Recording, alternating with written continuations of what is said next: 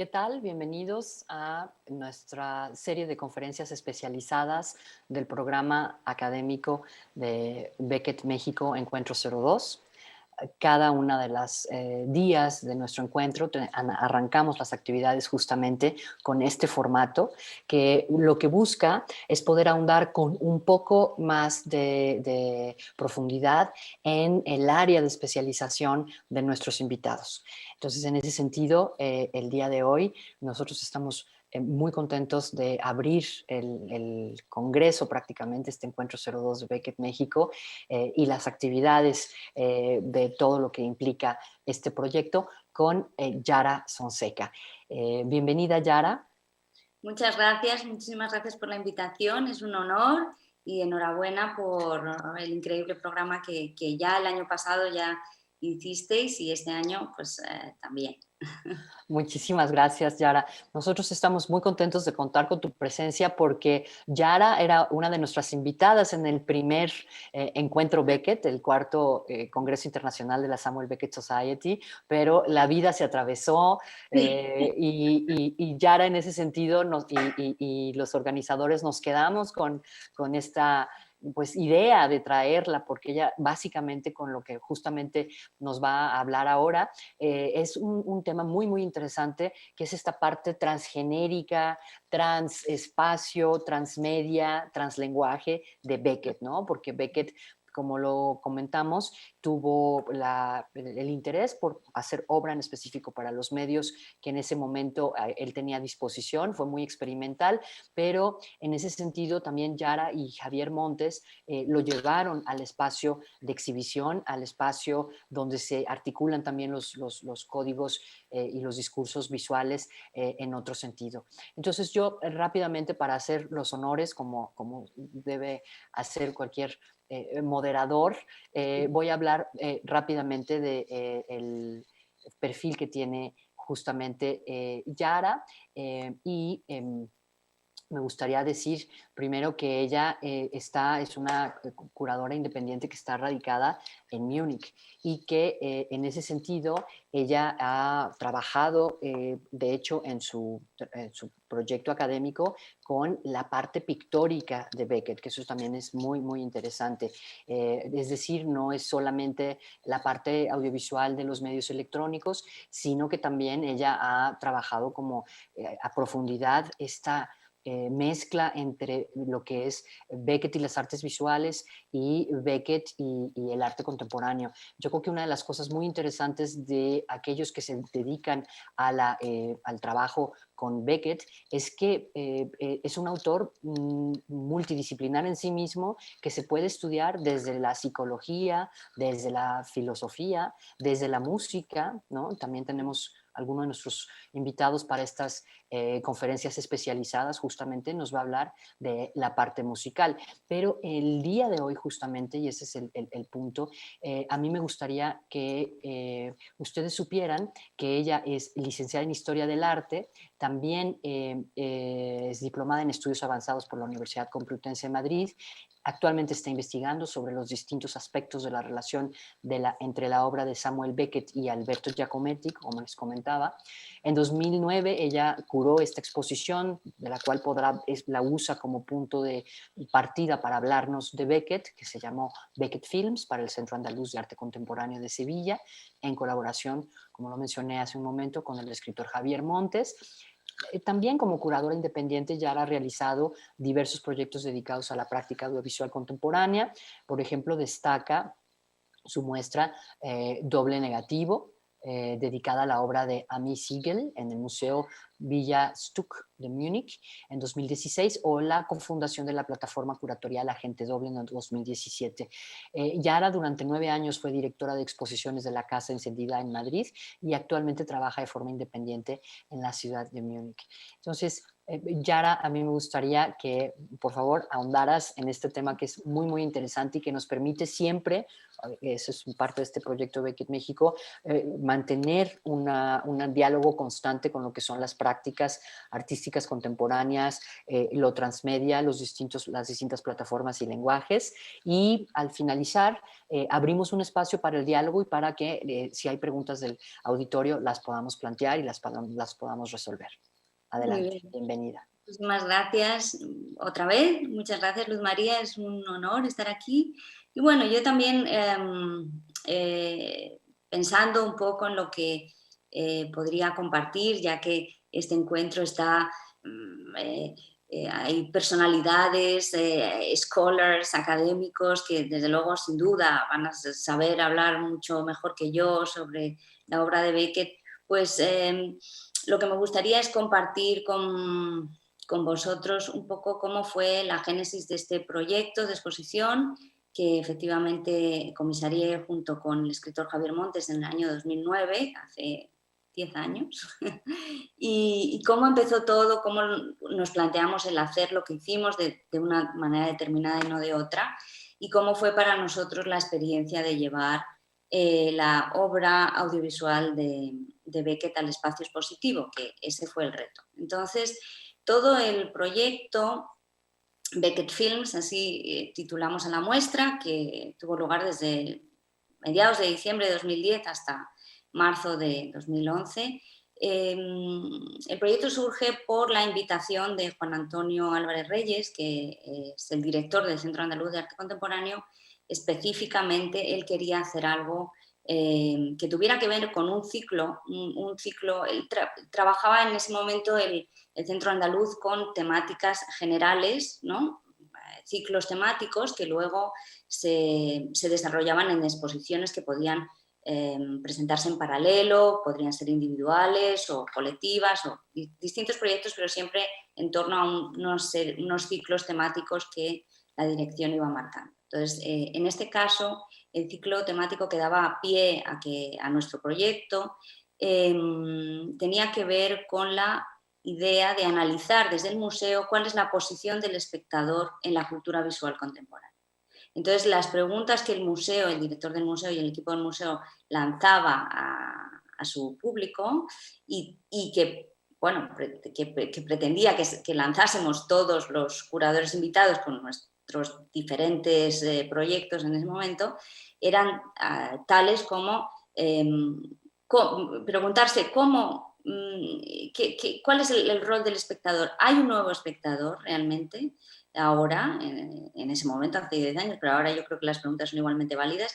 ¿Es ese nuevo espectador, si lo hay, fruto de las transformaciones sociales que han operado en el imaginario colectivo? ¿Cómo las nuevas formas de comunicación transforman las audiencias? ¿Se puede pensar hoy en día en un espectador que sea meramente receptivo? Este proceso de cambio, digamos, de cómo influyen las experiencias artísticas, teatrales, cinematográficas, el artista y el espectador se relacionan igual, digamos, que en el siglo XX, cómo cambia la relación entre artista y espectador. Esto era la base, digamos, temática que en el marco en el que nosotros presentamos el proyecto de Beckett. También en 2007 se había presentado la gran exposición Beckett en el Centro Pompidou, que sin duda pues tanto José Antonio Álvarez Reyes como nosotros mismos visitamos, y yo creo que cualquiera que tuvo la ocasión y beckettianos europeos, porque fue una exposición pues mayor, ¿no? Y pues esto yo creo que también en ojos del director pues fue decir, bueno, ha pasado esto, por primera vez allí, aunque la exposición era mucho más amplia, incluía todo, manuscritos, obras de artistas contemporáneos que se comisionaron, ¿no? Que se pidieron, era una exposición, digamos, muy general, pero también ahí se presentó parte de la obra audiovisual.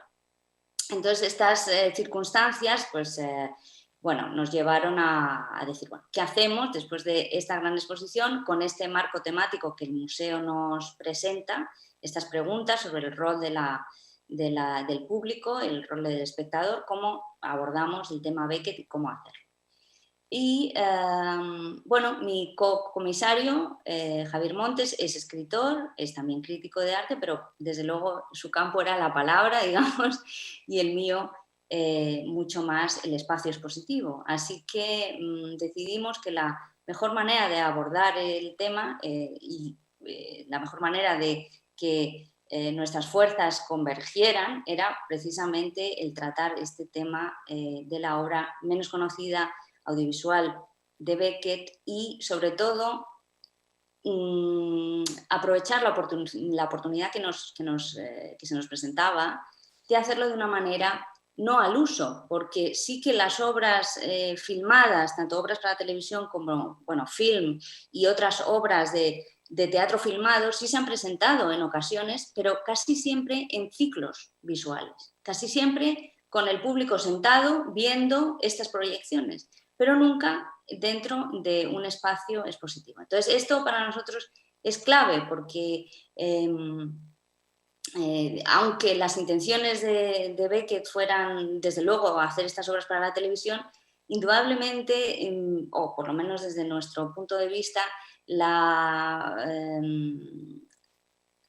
y por decirlo así en tono de leuciano, ¿no? Esta intento de alcanzar una imagen pura y que muchas veces funciona y que funciona en su obra de televisión y de cine, el hecho de verla en un marco como un museo, pues digamos que de alguna forma te hace percibirlo, ¿no? Y aproximarte a ello de otra manera, ¿no? Y nosotros teníamos pues esa idea de presentarlo no como ciclo, sino en el espacio y que el público pudiera aproximarse a esta obra de una manera diferente. Diferente en tanto que pues que los museos pues no son estadios de fútbol, pero indudablemente el público es más amplio que si haces un ciclo de cine que dura un día o que dura unas horas, ¿no? Es totalmente distinto, son meses en los que la gente se puede aproximar y además establecer relaciones visuales entre las obras de televisión mientras están allí a la vez, ¿no? Entonces esto yo creo, y Javier y yo pensábamos que iba a abrir la posibilidad de una aproximación diferente y que constatara por un lado la influencia que sin duda su trabajo ha tenido el trabajo de Beckett en muchísimos artistas visuales contemporáneos, pero también que proporcionara un marco para leerlo de otra forma, ya que no tenías que verlo necesariamente de una manera consecutiva, sino por el propio acto físico de pasearte de un lugar a otro, ¿no? Entonces, para que un poco os hagáis una idea, voy a compartir unas imágenes para que veáis un poco cómo... No sé si se ve, a ver...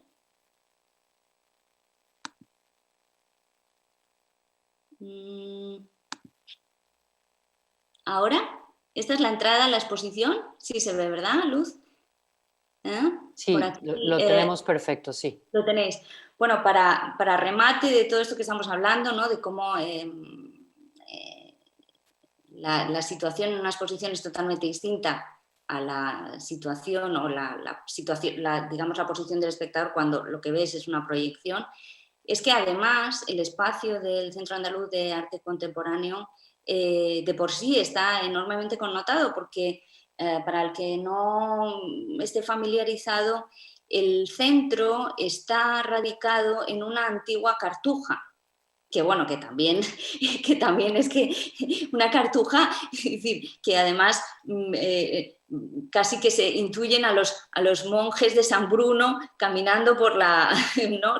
Casi se oyen los pasos perdidos, digamos, que es muy beckettiano, de los cartujos caminando. Entonces, era incluso el reto aún mayor porque no contábamos con unos cubos blancos, sino que teníamos que adaptar esas piezas a un espacio, como veis ahora, a una iglesia, que ya no es tal, porque no está consagrada, pero en fin, bueno, tiene mucha amiga, ¿no? Vamos a ver si puedo pasar la imagen, no sé por qué, creo que no me deja.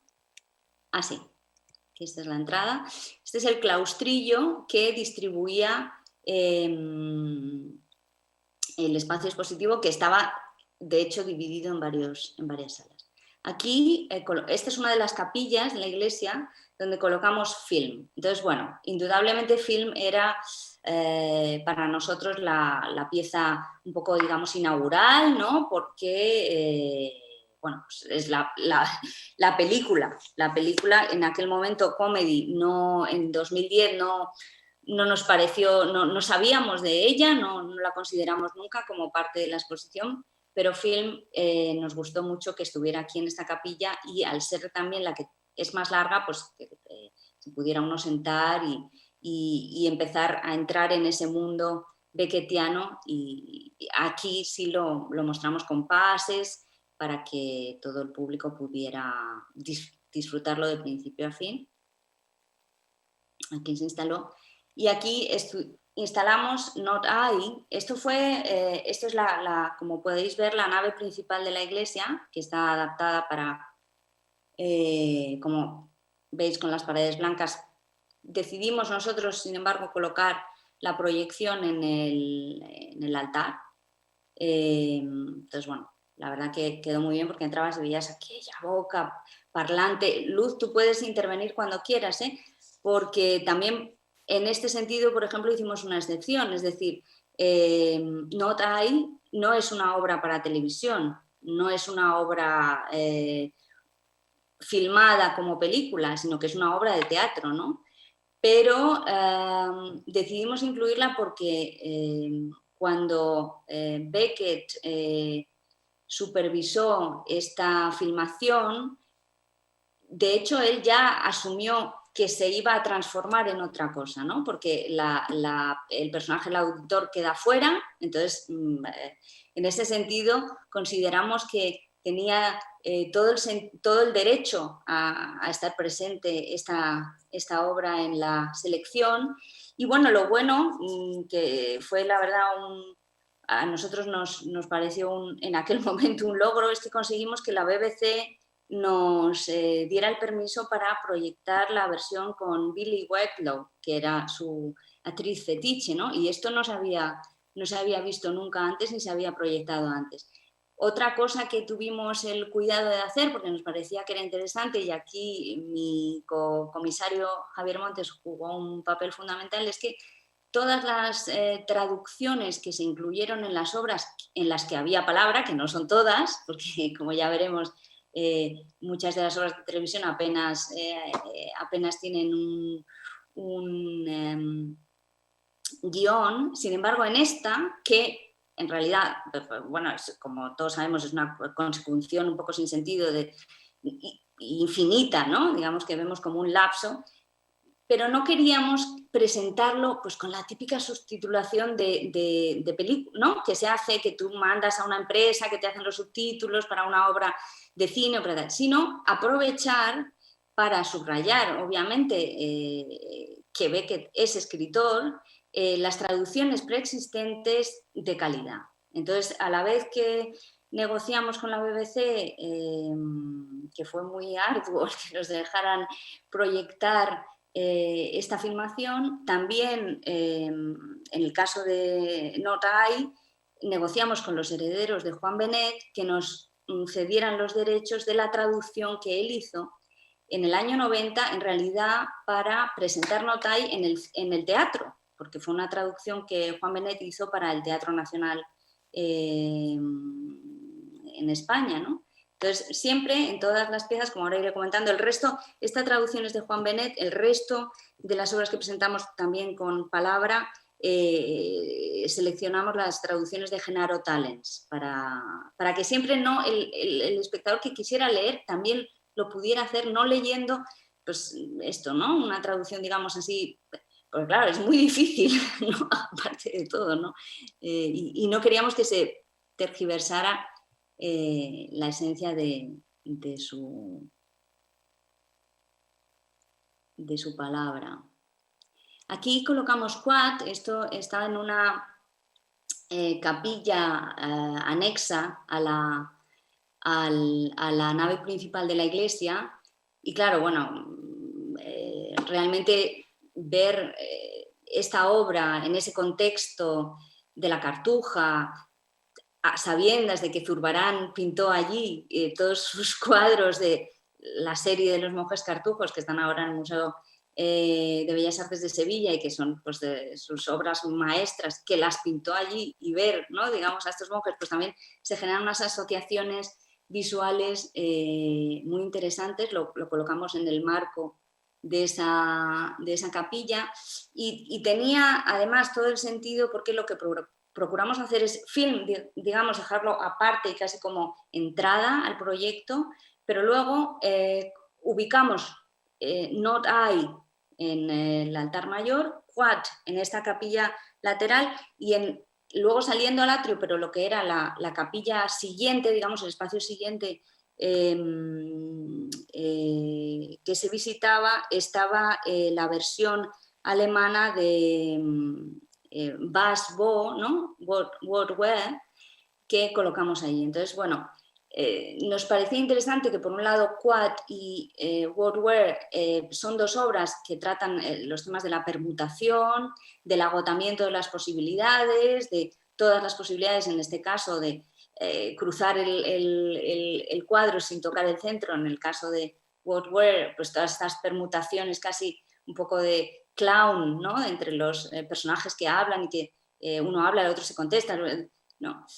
Y al mismo tiempo Quad y Not I siendo claramente una parte de un todo que es infinito, ¿no? O sea, como Beckett plantea que el discurso del personaje de Not I es, por así decir, como si estuviéramos viendo un pequeño tramo de algo que evidentemente continúa y no tiene ni principio ni final, y lo mismo en Quad, ¿no? Que es como ver un tramo.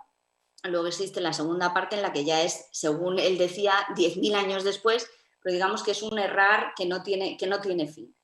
Y entonces justo Nota ahí en el centro y está este juego de las dos permutaciones, pero bueno, todo un poco en esa línea que nos parecía que podía ayudar a generar estas relaciones temáticas y conceptuales entre las obras, ¿no?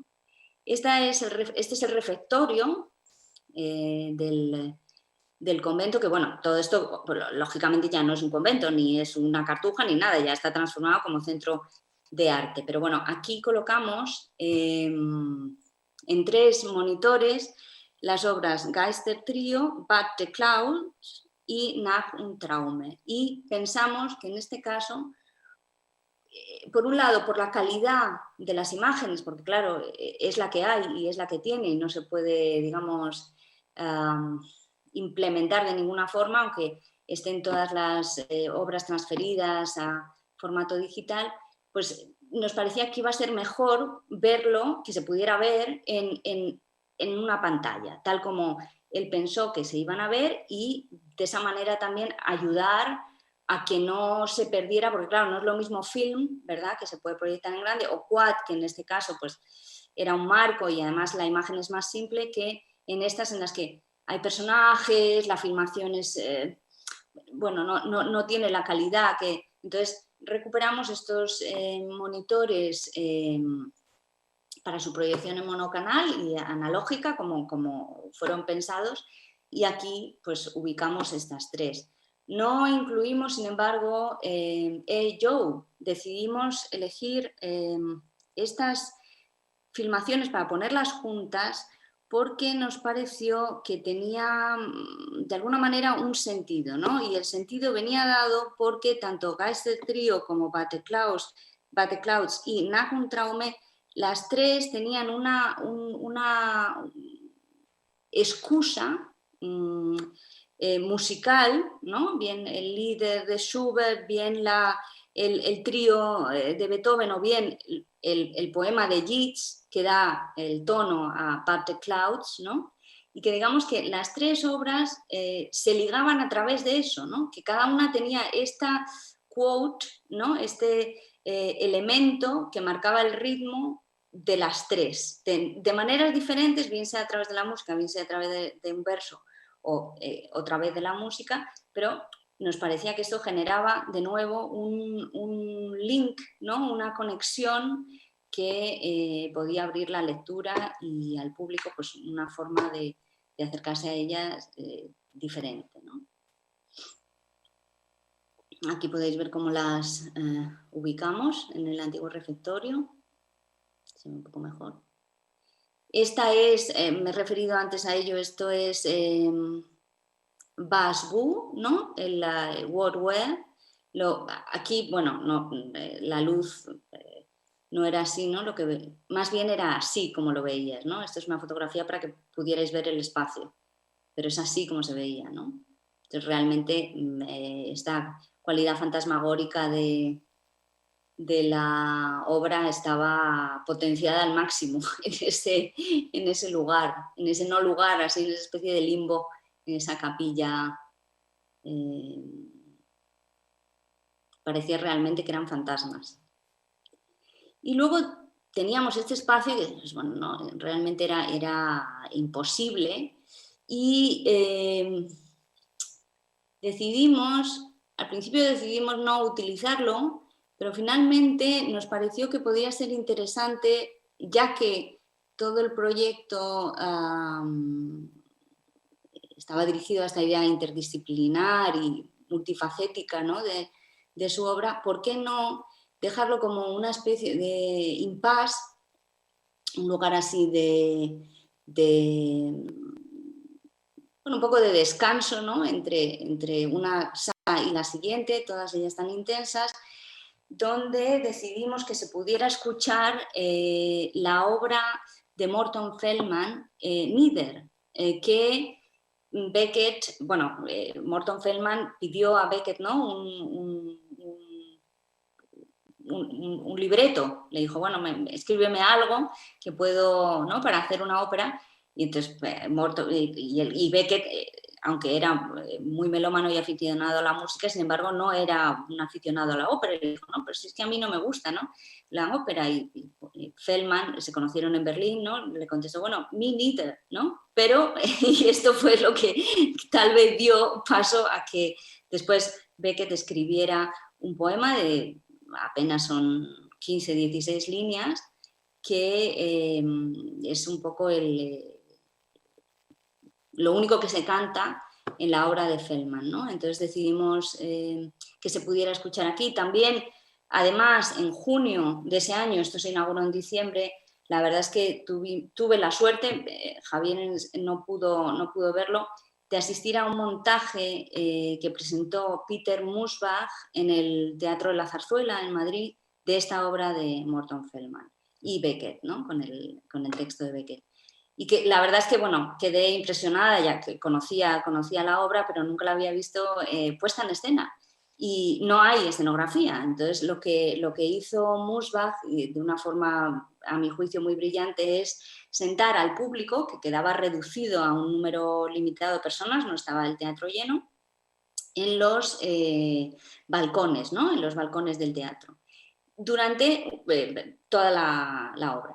Y cuando esta terminaba, nos hicieron bajar a todos, así de una forma muy misteriosa, no sabías muy bien dónde te da, y te llevaban por un pasillo hasta el escenario. Y todo el público se sentaba en el escenario y la obra se volvía a representar entera, pero tú la escuchabas, bueno, en ningún momento veías a la soprano, que estaba escondida en el foso de la orquesta, y desde la escena, mirando al teatro vacío, se volvía a repetir toda la partitura, ¿no? Entonces, esta impresión que tuve en junio, y con esta escenografía así absurda y esta cosa misteriosa de poder entrar en un espacio en el que no se oye pero no se ve nada ni se entiende, ¿no? y más todavía con estas tumbas, ¿no? En esta especie de limbo así extraño, pues nos pareció que podía ser muy bonito incluirlo, y así lo hicimos. Y luego finalmente, ya casi en la sala de salida, decidimos también incluir, porque nos pareció que, aunque no son obras para televisión, ni son obras de teatro filmadas, ni son películas, pero sí, indudablemente, tiene una relación esencial con esta experimentación, ¿no? Este camino experimental que Beckett abre en un momento determinado, son las obras para radio, ¿no? Entonces, de todas ellas seleccionamos 3, Words and Music, Cascando y Rock for Radio, y estas 3 las colocamos en estos monitores que veis ahí en la imagen, sin ninguna imagen, claro, simplemente con los créditos, pero con la subtitulación, porque esto es muy importante, yo creo que esto es uno de los enormes méritos, Luz, de este congreso que realizáis, que Beckett es un autor difícil de leer, digamos, por el propio lenguaje, ¿no? Y sus traducciones y la manera en que, bueno, ya se sabe lo difícil que es traducirlo y que él mismo se traducía y toda la importancia que para él tuvo el paso que dio de pronto escribir en francés, etcétera, etcétera, pues es complicado y también hace que a veces un público hispanohablante no haya tenido un acceso directo a lo que es y muchas veces a nuestro juicio pues se ha encasillado también la obra de Beckett en el famoso y conocidísimo Esperando a Godot y el teatro del absurdo y tal, pero bueno, pues se encasilla en un tópico, digamos, sin llegar verdaderamente a comprender la profundidad que tiene su obra, ¿no? Entonces, en estas tres piezas para radio, pues decidimos también incluir los subtítulos, igual que habíamos hecho con las anteriores, procurando las traducciones de Genaro Tallens, entonces tú te colocabas ahí, las podías escuchar, pero al mismo tiempo también leer el texto, ¿no?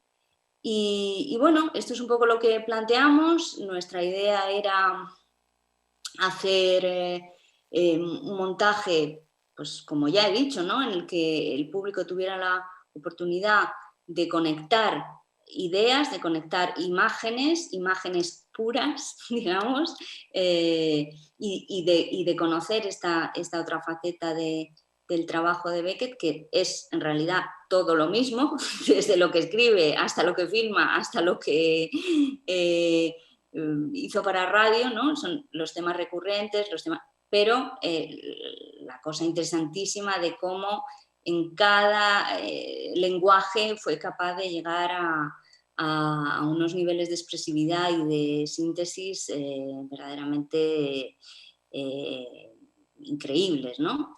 Y bueno, pues decidimos, ya te digo, en este marco de temático que el museo ofrecía sobre el planteamiento de cuál es el rol del espectador a día de hoy, pues ir a también sintetizar, elegir las obras que se relacionaban entre sí por los motivos que ya he explicado y bueno, proponer digamos, este recorrido, ¿no? de la manera que habéis visto. Claro, claro. Muchísimas gracias, Yara. Es muy interesante esto que planteas y creo que podríamos empezar a abrir un poco esta conversación, este diálogo esperado por tanto tiempo. Yo quisiera nada más recordarle a las personas que nos están siguiendo por el canal de YouTube de Beckett México que pueden hacer sus preguntas, las pueden enviar ahí mismo al canal de YouTube y con muchísimo gusto se las podemos plantear a Yara o pueden integrarse al diálogo que estamos estableciendo. Yo creo que hay algunos elementos, Yara, aparte de los detalles de instalación que son muy, muy interesantes y como tú dices, este contraste, ¿no? Entre estas estructuras arquitectónicas sólidas que tienen una temporalidad ya nos hemos dado cuenta mucho más poderosa que nuestras estructuras, nuestras construcciones contemporáneas, pero yo quisiera más bien hablar un poco acerca de estos elementos que abren a la reflexión de manera muy interesante el tiempo, ¿no? El tiempo del espectador o el tiempo de ese público que se pone frente a ciclos de cine, ciclos de televisión, ciclos en su pantalla pequeña o ciclos aquí o allá, y donde de alguna manera esta temporalidad rompe la posibilidad de convivir, que es lo que tú hablabas, ¿no? Con la obra. Esta posibilidad de que está en un espacio concreto, que puedes ir de una a otra, regresar, volver, quizás hasta tener esta experiencia en varios espacios al mismo tiempo. Eso es muy interesante, la cuestión espacial, la cuestión temporal. Lo que hablabas de los lenguajes y las mismas traducciones, ¿no? De Beckett tratándose de llevar el mismo de un lenguaje a otro y también de una plataforma con una serie de códigos determinados a otra. Creo que eso es muy importante también. Y en ese sentido, yo entiendo que la obra estaba encajada en un momento determinado, ya lo habíamos dicho hace 10 años, donde justamente por ello mismo cumplía también una función de difusión de la obra de Samuel Beckett, que tú también lo mencionas muy bien, no se conoce tanto y no se puede tener esa experiencia de la misma en esas condiciones. Pero a 10 años de este trabajo tan fundamental, considero yo, para la habla hispana, para espectadores en nuestros países. ¿Tú cómo sientes esta propuesta de exhibición? ¿Esta propuesta de exhibición valdría la pena retomarla? ¿La cambiarías? O sea, un poco después de esta reflexión del espacio, del tiempo, de los espectadores, de un Beckett como desagregado, por así decirlo, ¿qué nos puedes decir de ello? Bueno, realmente, ¿me escucháis? Sí. Sí, sí, sí. Es una pregunta muy interesante y muy difícil muy difícil de responder porque finalmente yo creo que la obra de Beckett es, bueno, tan poderosa, ¿no? Y tan, bueno, es tan buena que es intemporal, ¿no? Es lo que tiene. Entonces lo puedes hacer dentro de 10 años, dentro de 20 o hace 1 millón de años y atañe a temas tan esenciales que nunca, nunca puede pasar de moda. En lo que se refiere a cómo lo haría hoy, si lo pudiera volver a hacer, cómo Exacto. presentaría las obras hoy si lo pudiera volver a hacer, tengo que responderte que dependería del lugar, porque, porque una vez más, eh, yo creo que cómo lo presentamos en ese momento, en ese lugar concreto, seguramente se podía haber hecho mejor, pero a mí no se me ocurre cómo lo podíamos haber hecho de una forma que más, bueno, claro, hicimos lo mejor que pudimos, ¿no?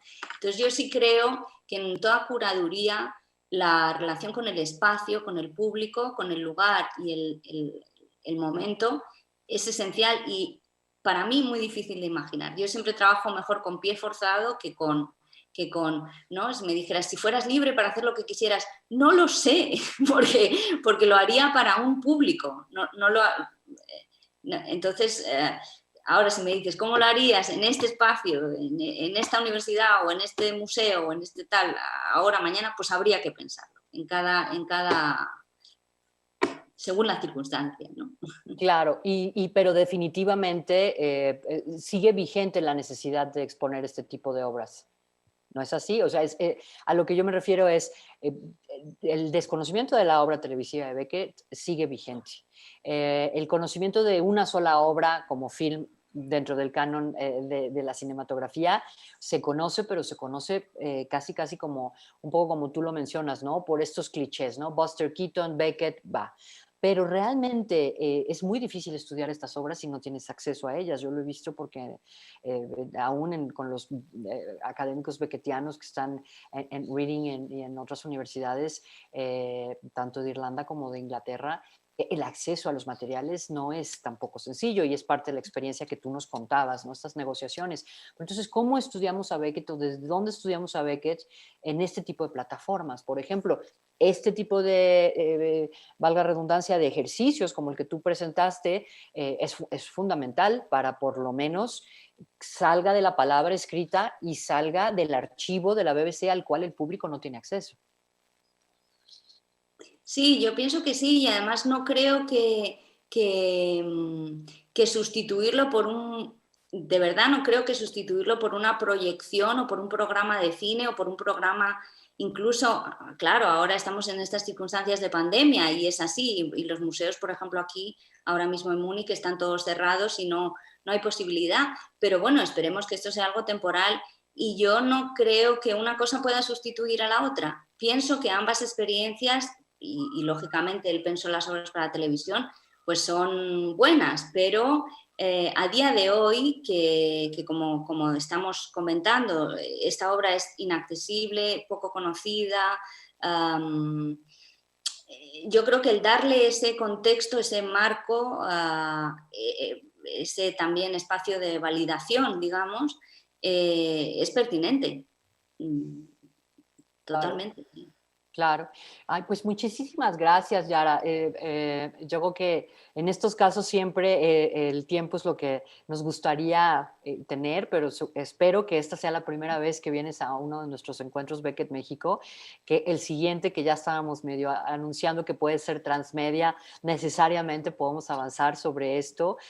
A nosotros nos gustaría conocer mucho más de esa experiencia porque creo que también para aquellos que realizan prácticas curatoriales es importante conocer cómo trabajas, tú también lo mencionabas al principio de tu conferencia, cómo trabajar con un autor que parece que es propiedad de las artes literarias, ¿no? O del teatro, cuando los que lo conocemos desde el punto de vista de las prácticas artísticas contemporáneas y de los medios electrónicos y digitales, sabemos que es en todo caso un tránsfuga que se quedó de este lado, ¿no? Y que luego con lo que aprendió acá regresó al escenario y a la novela. Entonces, es muy interesante ver estos como distintos trayectos y con ello pues te quiero extender una invitación para las iniciativas que tendremos, porque pues este tipo de conferencia nos permite como empezarnos a adentrar, pero tampoco nos da todo aquello que quisiéramos, en lo que quisiéramos ahondar.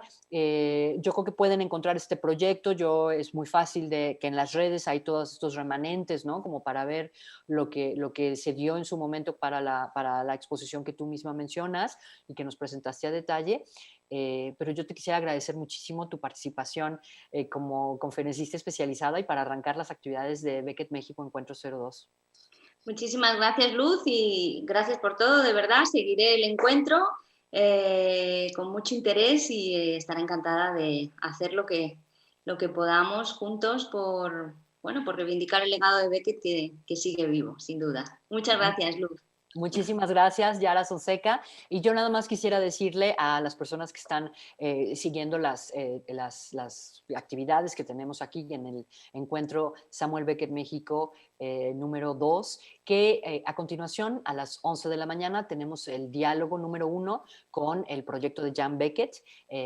Va a estar en este caso Pablo Retama, que es representante de Locomotora Teatro. Está moderando Gunari Prado Coronado, que es codirectora de este encuentro, pero que también es básicamente gran parte de la actividad que ella realizó para este 2020 Beckett México es justamente el desarrollo de Jan Beckett. Y bueno, para los que no saben, Jan Beckett es esta iniciativa donde se convoca a jóvenes estudiantes o recién egresados de distintas carreras vinculadas con las artes y con el teatro o artistas independientes jóvenes a que tomen una obra de Beckett y la exploren, la lleven a los límites, etc. En este caso, la obra justamente es la de A. Joe del 65, de 1965, y vamos a ver cuáles son estas experiencias que ellos han tenido en todo este tiempo a partir de esta convocatoria abierta que se realizó. Entonces, yo despido esta primera actividad académica del encuentro Beckett México 02-2020. Muchísimas gracias.